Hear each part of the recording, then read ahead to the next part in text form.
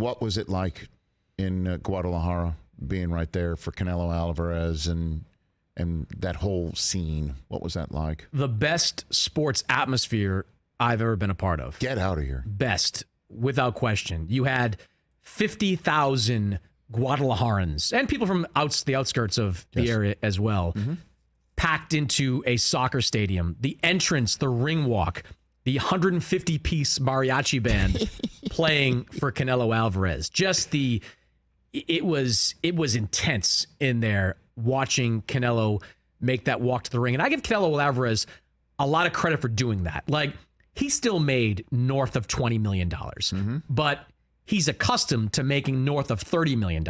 He took a pretty significant pay cut to come down to Guadalajara. Ringside tickets for that fight went for like $2,000, which is still pretty expensive for the area. Ringside tickets in Vegas, $18,000, $19,000, something like that. Site fees in Vegas, big money. But he wanted to bring a fight to his hometown. He did it, and I think it was well worth it. Everything about that event was incredible. The fight itself, if you were skeptical of Canelo Alvarez still being the face of boxing, the number one star in boxing, you probably left feeling pretty good about that, because 3 years ago, Canelo Alvarez knocks out John Ryder, doesn't let him survive that 5th round knockdown. Now,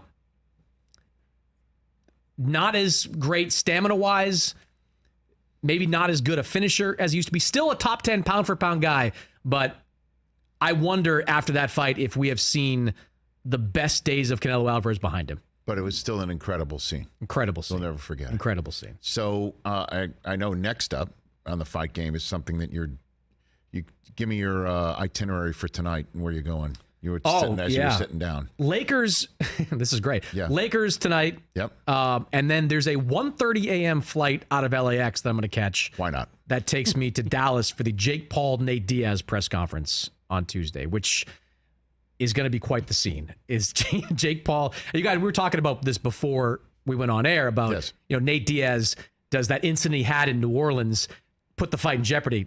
Not this kind of fight. That makes the fight even bigger. Nate Diaz choking just randomly choking out some guy. Okay.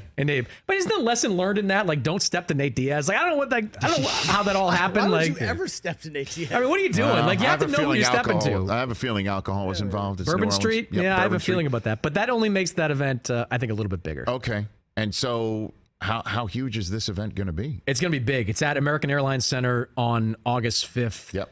And look at, Jake Paul, people always want to see him now test himself against real boxers. This is why he doesn't do it. Because even if Jake Paul fought a rematch against Tommy Fury, it wouldn't be anywhere near as big as what Jake Paul against Nate Diaz is going to be. Jake Paul against Anderson Silva in Arizona was huge, and mostly because all of Anderson Silva's fans showed up. Jake Paul wasn't the attraction at that point. Anderson Silva was. In Dallas, there are going to be 10,000 plus Nate Diaz fans packing that building. The face-offs are going to be intense. The fight week is going to be intense. Security is probably going to be tripled because of what could happen between these two guys. I'm telling you, when you get to that first week in August, it's oftentimes a dead week in sports, right? NFL training camp just starting to open. Basketball is basically wrapped.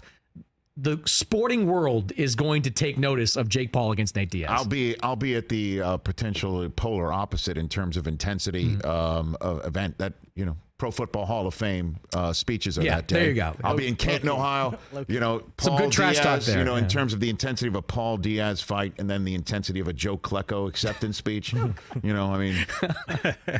the way, I say that just because Klecko is the funniest word I could possibly say. Although I'm very excited as a Jet fan to see a member of the Sack Exchange go into the Pro Football Hall of Fame. But that's where I'll be on that day. I'll send pictures.